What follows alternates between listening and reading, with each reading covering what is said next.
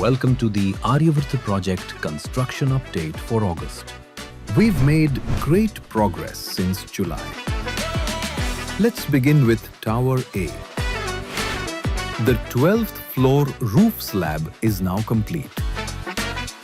Block work has progressed up to the 9th floor. Internal plastering is complete up to the 5th floor. Door frame fittings are done till the 6th floor.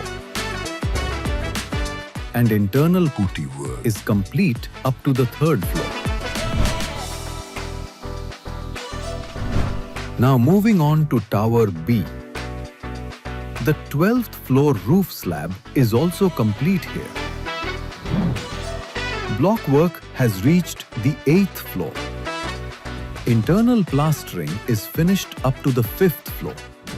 Door frame fittings are complete on the 6th floor. And internal putty work is completed till the 3rd floor. Aryavarta is shaping up beautifully, step by step, bringing your dream home closer to reality. Stay tuned for more updates.